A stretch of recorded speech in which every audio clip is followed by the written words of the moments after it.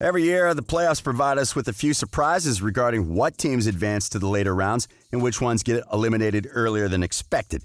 However, things were taken to another level inside the Orlando bubble, where the postseason was arguably the most unpredictable one in recent years. The early defeat of championship contenders like the Clippers and Bucks was one of the most shocking news of the last season's playoffs, but none of them were as unexpected as the emergence of the Miami Heat as Eastern Conference champions just a year after not having reached the postseason. But now that the offseason has come and gone, it's safe to say no team will take the Heat for granted, especially those in the East. Still, looking at the way rival organizations have updated their rosters, it's not clear whether there will be an early favorite to come out of the East. And that leads us to the following question. Is the Eastern Conference Miami's to lose? Welcome to Courtside. Today we're talking about the Heat's expectations heading into the next season and how rival teams compare to the reigning conference champions. Taking a close look at Miami's last few years, it's easy to identify why the team was not considered a contender before last season. Since the departure of LeBron James in the summer of 2014, the franchise had been unable to regain its form as one of the best teams in the league. In fact, it had barely been able to remain as a playoff contender, making the playoffs only twice since 2015 and winning a single series during that period. Injuries and age had a lot to do with the team's decline, given that the remaining pieces of the Big Three struggled with injuries and health issues. Some of those issues forced Chris Bosh into early retirement. And in the case of Wade, a disagreement with Pat Riley led to his departure from the team in the summer of 2016, thus taking the Heat into a sort of rebuild. Still, since Riley had never been a fan of rebuilds, he found a way to acquire players that would help the team remain competitive with the hopes some of them could emerge as potential stars. His plan worked out well in the first couple of years, as the team went through a turnaround by the half of the 2016-17 season and managed to make its return to the playoffs by 2018. However, it didn't take long for the franchise to realize they hadn't enough firepower to return to contention. Players like Dion Waiters and Hassan Whiteside started having problems with the team after a solid start to their tenure with the Heat. Other pieces received contracts that limited the team's financial flexibility, but weren't able to live up to them. So, after accepting his mistakes, Riley decided to retool the roster, sending almost all of the team's bad contracts away and replacing them with young and hard-working players that would soon find their leader when the franchise acquired Jimmy Butler in the summer of 2019. But while the Heat managed to assemble a solid roster on paper, most people doubted they'd be able to be successful during their first season together. The team was facing multiple questions, as most of the players they would rely on were either on their first or second season, and their only star was coming off a few situations that didn't work out and harmed his reputation.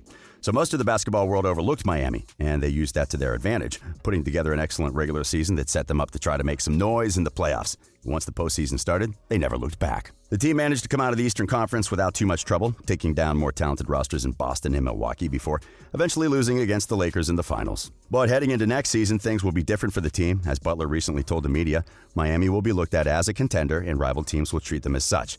That means the challenge will be tougher for them from now on, and they'll need to be prepared for it if they want to return to the finals. By looking at their offseason, one could tell they must feel confident about assuming such a challenge.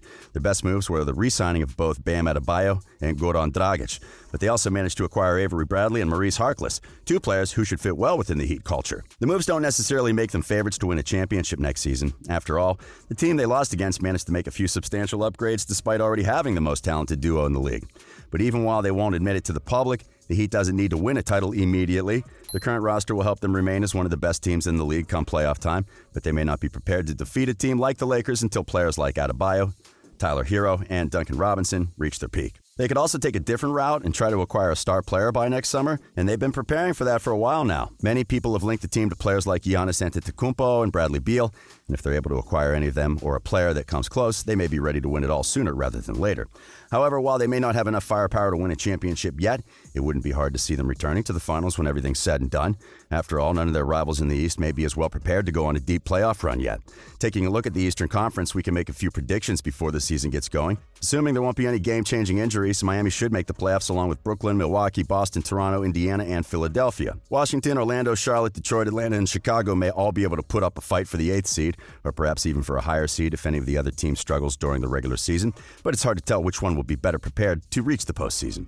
Still, among all the teams we've named so far, only the Nets, Bucks, and Celtics look like appropriate contenders at the moment, and all of them are facing a lot of questions heading into the season. If healthy, Brooklyn may be the favorite to come out of the East. After all, they'll have arguably the second-best duo in all of the league in Kevin Durant and Kyrie Irving, while also counting with one of the deepest and most versatile supporting casts. And of course, they have one of the most intriguing coaching staffs in the league. However, there's still to play a basketball basketball game together. And while we can assume it will only be a matter of time before they figure things out, we have to remember how things ended up for the Clippers a few months ago. The biggest questions surrounding the Nets won't have to do with their level of talent, but with the way the pieces work together, and especially with how good Irving and Durant will be as the leaders of the team.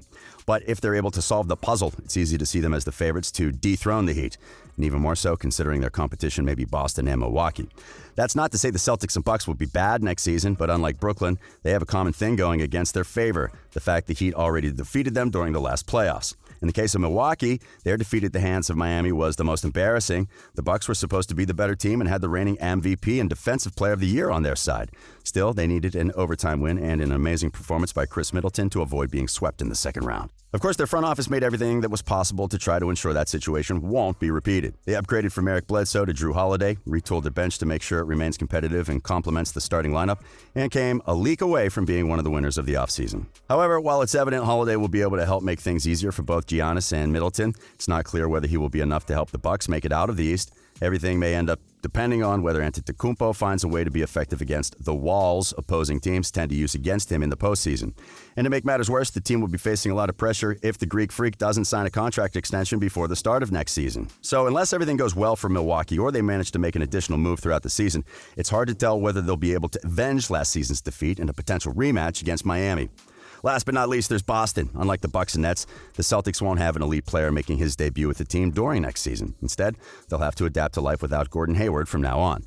And while that may not be enough to stop them from returning to the conference finals for the fourth time in 5 years, it may limit their ability to reach the championship round. There's a chance the Celtics manage to get better without Hayward. Brad Stevens should be able to find a way to distribute his production between Jason Tatum, Jaylen Brown, and Kemba Walker. And if he does, the team should keep being one of the bests in the East. There's also the fact that both Tatum and Brown should keep getting better, and the addition of Tristan Thompson and Jeff Teague may help them play better. But Boston will have to prove that's enough to finally win the conference.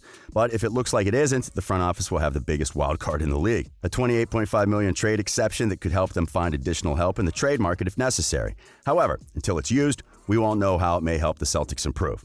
There's also a case to be made for the Raptors, Pacers, and Sixers, but all of them are also facing multiple questions and may lack the talent to make it out of the second round. So for the time being, we won't count them as a potential threat to the Heat.